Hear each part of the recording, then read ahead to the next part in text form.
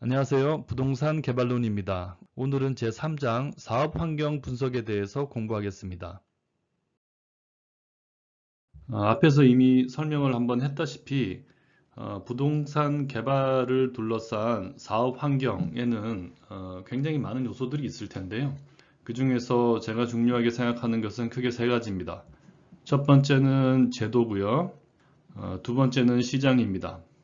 그리고 마지막은 이제 산업 분석입니다. 그 중에서 가장 기본이 되는 것은 물론 제도 분석이겠죠. 제도에서 벗어난 개발 사업은 할 수가 없습니다. 그러니까 어떤 사업이든 이 부지에 지금의 제도적인 여건 하에서 내가 할 수 있는 행위가 무엇인가 하는 것을 먼저 잘 파악하는 게 굉장히 중요하겠죠.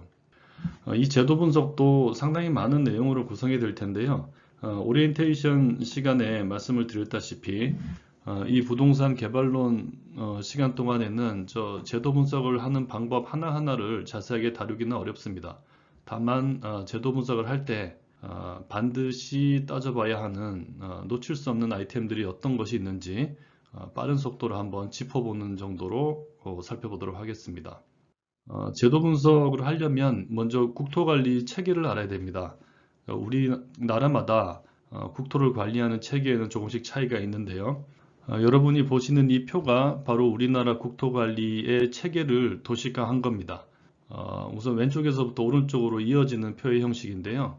우리나라는 전 국토를 대상으로 하는 국토기본법이 있습니다. 이 기본법에 의해서 국토종합계획이 수립이 되고요. 여기서 국토 전체에 대한 개발적인 계획을 장기적으로 수립을 합니다. 그리고 그 중에서 서울, 인천, 경기도를 포함하는 수도권에 대해서는 좀 더 자세하게 특화해서 계획을 수립을 합니다. 그걸 관장하는 수도권 정비 계획법이라는 게 있고요. 이런 거시적인 계획을 다루는 법들과 함께 실제로 국토 전체에 대해서 자세한 여러 가지 규제와 지원을 정의하고 있는 법은 이 국토의 계획 및 이용에 관한 법률입니다. 이 법에 의해서 여러 개 도시를 함께 계획하는 광역도시계획, 그리고 한 개 도시에 대해서 장기적인 계획을 하는 도시기본계획, 그리고 그 틀 안에서 실제로 도시 안에 있는 한 개 필지에 대한 계획을, 자세한 계획을 다 담고 있는 도시관리계획 등이 수립이 됩니다. 이 안에서 우리가 익숙한 용도, 지역, 지구, 그리고 구역, 뭐 기반시설, 지구 단위 계획 이런 것들이 다 이제 수립이 되고 기록이 돼 있죠. 그리고 이런 그 국토의 계획 및 이용에 관한 법률과 함께 유기적으로 연결되어 있는 게 개별 건축 행위를 관장하는 건축법입니다. 그리고 그 사이에 택지의 공급과 관련된 법들, 그리고 도시의 재생과 관련된 법들, 정비와 관련된 법들이 여러 가지 존재합니다. 저것들을 그냥 굵직굵직하게 한번 살펴보겠습니다. 먼저 부동산 개발 사업을 하면서 절대로 빠뜨릴 수 없는 검토 대상이 바로 용도, 지역, 지구, 구역입니다. 용도 지역은 우리 국토에 있는 모든 토지에 다 지정되는 거죠. 모든 토지에 대해서 중복되지 않게 용도가 정해집니다. 아주 일반적인 목적의 용도들이 이 용도 지역이라는 형태로 규정이 되고요. 이 용도 지역에 의한 용도나 규모의 규제를 좀 더 강화하거나 완화하고 싶을 때 그때 용도 지구라는 것을 별도로 지정합니다. 그리고 이런 용도 지역과 지구의 틀 밖에 또 다른 특정한 목적으로 뭔가 구역을 정할 필요가 있을 때 용도 구역을 지정합니다. 아래 다이어그램에서 보시는 것처럼 이 네모와 같은 국토가 있을 때 전체 국토에 대해서 빠짐없이 그리고 중복되지 않게 용도 지역이 지정이 되는 거고요. 그 용도 지역이라는 바탕 위에 이제 필요할 때마다 용도 지구나 용도 구역이 필요한 지역에 대해서 지정이 되는 그런 방식입니다. 이게 이제 우리나라 국토의 계획 및 이용에 관한 법률에 의한 용도 지역, 지구, 구역의 이름인데요. 그 중에서 이제 부동산 개발하는 사람들이 주로 만나게 되는 땅들은 이 도시 지역에 존재하는 땅들이고요. 도시 지역에는 좀 더 세분화해서 주거 지역, 상업 지역, 공업 지역, 녹지 지역 같은 것들이 있습니다. 실제로 부동산 개발 업무를 하게 되면 이 용도 지역, 지구, 구역의 이름 정도는 대부분 외우게 되죠. 이 각각의 용도 지역 지구 구역에 대해서 건축물의 용도와 규모가 규제됩니다. 그 규제하는 방식은 건축법을 보면 우리나라에 있는 모든 건축물에 대해서 몇 가지 용도를 정하고 있어요. 그게 건축법 별표 1이 건축법 시행령 별표 1이 그건데요. 여기 보면은 뭐 단독주택, 공동주택 같은 여러 가지 용도들이 수십 가지가 정의가 되어 있습니다. 그리고 국토의 계획 및 이용에 관한 법률을 보면 그 법에서 정하고 있는 여러 가지 용도 지역, 현재는 지금 제1종 전용 주거 지역이라는 어느 한 용도 지역에 관한 얘기인데요. 이 모든 용도 지역마다 거기서 건축할 수 있는 건축물의 종류를 건축법 시행령 별표 1에 있는 이제 항목에 맞추어서 기재를 하고 있습니다. 저 범위 안에서 건축물을 지을 수 있는 거죠. 이런 식으로 용도를 규제하고 있고요. 그 역시 국토의 계획 및 이용에 관한 법률을 보면 개별 용도 지역 안에서 건축을 할 수 있는 건축물의 규모를 건폐율과 용적률 두 가지 방식으로 정하고 있습니다. 그래서 각 용도 지역마다 건폐율을 뭐 몇 퍼센트 이하까지만 할 수 있다. 그리고 용적률도 몇 퍼센트까지 이하만 할 수 있다. 이런 식으로 법에서 정하고 있고요. 각 지자체마다 조례에 의해서 저 이하의 범위 안에서 구체적인 숫자들을 정하게 되어 있는 거죠. 그래서 디벨로퍼들은 어떤 토지가 있을 때 그 토지에 건축을 할 수 있는 건축물의 용도와 규모를 먼저 용도 지역 지구 구역을 파악을 하고요. 그리고 그것이 소재한 지자체의 조례를 확인을 해서 어디까지 할 수 있는가 하는 법적인 규제의 한도를 알 수 있는 겁니다. 그리고 다시 국토관리 체계인데요. 우리가 자주 만나게 되는 것 중에 하나는 또 지구단위 계획이라는 게 있습니다. 도시 내 땅들 중에서는 용도 지역 지구 구역 외에 특정한 지역에 대해서 좀 더 입체적인 계획을 할 필요가 있을 때 그때 지구단위 계획이라는 것을 수립하는 경우가 있습니다. 지금 보고 있는 그림은 서울의 삼성역이죠. 삼성역에 있는 여기가 이제 삼성역이고 여기가 코엑스입니다. 여기가 종합운동장이고요. 이 일대를 국제교류 복합지구라는 이름으로 뭔가 그 질서와 통일성 있게 개발하기 위해서 저 빨간색 라인으로 구역을 정하고 그 지구단위 계획 구역 내에 상세한 지구단위 계획을 수립한 사례입니다. 우리나라에서 이렇게 지구단위 계획이 수립된 지역은 굉장히 많은데요. 이것은 해당 지자체 홈페이지에 가면 이런 식으로 대부분 다 열람을 할 수가 있습니다. 이렇게 큰 구역만 정해놓은 게 아니고요. 실제로 이 전체 구역 안에서 지금 그 노란색 동그라미를 친 이쪽 지역에 대한 상세한 내용을 보면 그 안에 필지마다 이렇게 이어놓은 거는 두 개의 필지를 합필해서 개발하라는 이제 그런 뜻이고요. 그 필지마다 용적률, 건폐율 또는 건축물의 형태, 층고 같은 것들을 좀 더 자세하게 정하고 있습니다. 이런 방식으로 도시의 전체적인 개발 밀도나 개발의 형태를 규제를 하는 겁니다. 우리가 개발 사업을 하고자 하는 땅이 이런 지구 단위 계획 구역 안에 존재한다면 저 계획에 맞추어서 개발을 해야 되겠죠. 그게 그 땅의 어떤 제도적인 그 조건이 됩니다. 만약에 저것과 다른 계획을 하고 싶다면 지구 단위 계획부터 변경해야 하는 그런 그 큰 일이 남게 되는 거죠. 국토관리 체계 중에서 우리가 또 좀 잊지 말아야 할 것은 택지개발촉진법이나 도시개발법 같은 것들입니다. 이것들은 디벨로퍼 입장에서는 굉장히 중요한데요. 디벨로퍼가 개발 사업을 할 수 있는 토지, 그러니까 택지가 공급될 수 있는 그 근거가 되는 법들입니다. 택지개발 촉진법에 의해서 진행되는 사업을 택지개발 사업이라고 하는데요. 이것은 주로 공공, 그러니까 LH, SH, GH 같은 공공이 주체가 되고요. 대체로 토지를 다 수용을 해서 택지 개발을 하는 방식입니다. 우리나라에서 만들어지고 있는 대부분의 신도시가 이 방식으로 만들어지고 있습니다.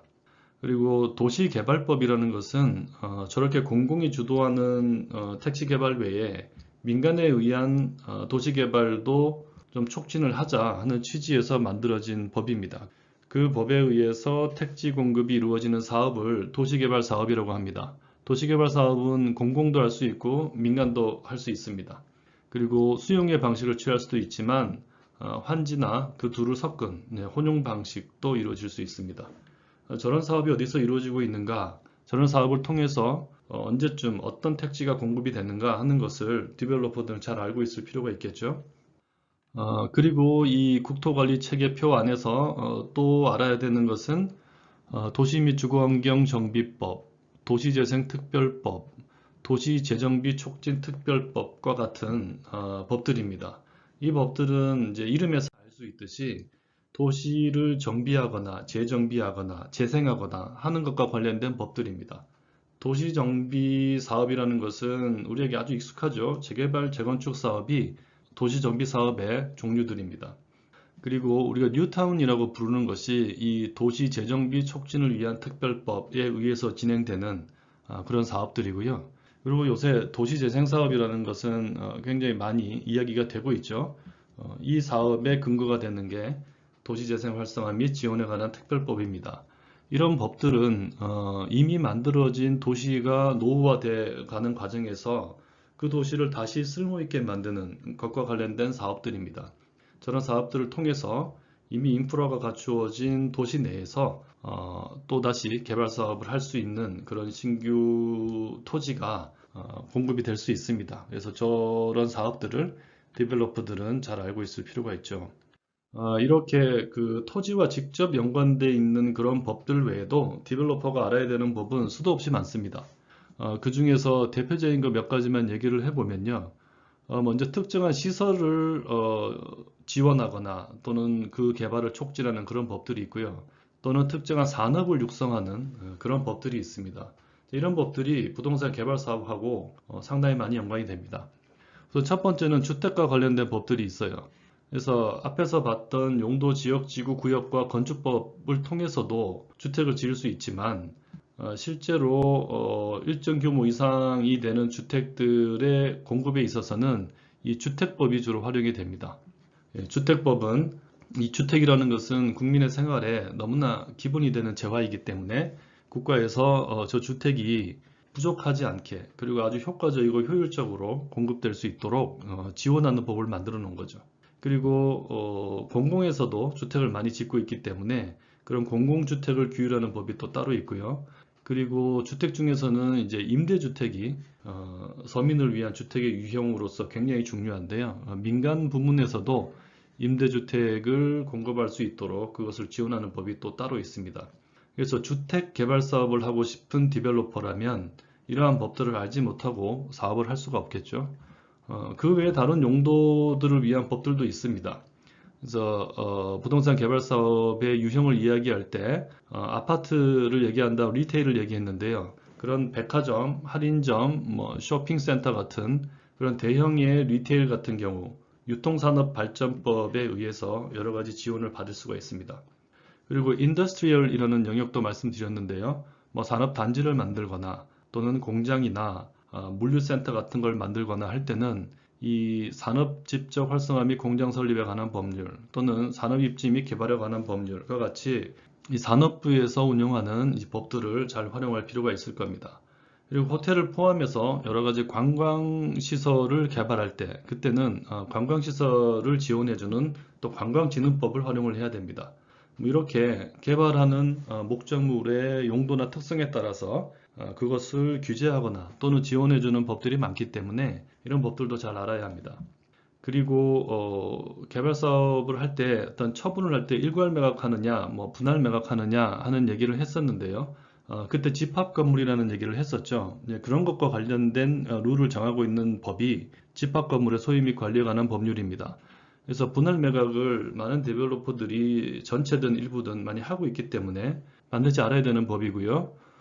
그리고 주택이 아닌 유형의 건축물을 이제 분양할 때 그때는 건축물의 분양에 관한 법률이 또 따로 있기도 합니다. 이런 법들도 알아야 됩니다. 그리고 부동산 개발업도 그 자체가 하나의 산업이기 때문에 우리나라에는 부동산 개발업의 관리 및 육성에 관한 법률이 있습니다. 그래서 일정 규모 이상의 개발 사업을 하려면 자격도 있어야 되고요. 그리고 그 자격을 유지하기 위해서 해야 되는 여러 가지 의무도 있습니다. 그런 내용을 알고 있어야만 개발업을 할 수 있겠죠. 그리고 이 부동산 개발업을 둘러싼 여러 가지 산업이 있는데요. 부동산 서비스 산업이라고 해서 부동산과 관련된 굉장히 폭넓은 영역의 산업들을 지원해주는, 이제 이름이 지능법이잖아요. 이제 그런 법도 마련되어 있습니다. 여기서도 활용할 내용이 없는지 이제 알아야만 하겠죠. 그리고 부동산 개발뿐만이 아니고 부동산과 관련된 투자 행위를 할 때는 반드시 따라오는 게 세금입니다. 부동산은 취득할 때도 세금을 내고 보유하고 있는 동안에도 세금을 내고 처분할 때도 세금을 냅니다. 그리고 개발하는 과정에서 개발 이익이 발생하면 개발 부담금이라든지 또는 재건축에 따른 초과 이익을 환수해 간다든지 하는 그런 부담금들도 발생을 하죠. 이런 내용들을 또 잘 숙지하고 있어야 현금 흐름을 정확하게 예측을 할 수 있을 겁니다. 이렇게 개발 사업이 하나 진행되기 위해서 반드시 알아야 되는 법들만 해도 상당히 많습니다. 이 외에도 개별 사업의 여건에 따라서 파악하고 있어야 되는 그런 제도들이 상당히 많죠. 이 모든 것을 항상 머릿속에 넣어놓고 사업을 할 수는 없습니다. 디벨로퍼들은 오늘 우리가 본 것과 같은 이런 제도적인 틀을 일단 머릿속에 집어넣고 그리고 개별 사업을 할 때마다 여러 가지 그 필요한 사항에 대한 법률적인 검토를 계속 해가면서 새로운 것이 나올 때마다 그것에 대응하고 하는 식으로 사업을 해 나가는 겁니다. 오늘 설명드린 내용은 디벨로퍼가 머릿속에 담고 있어야 하는 최소한의 제도의 틀이니까 잘 기억하시기 바랍니다.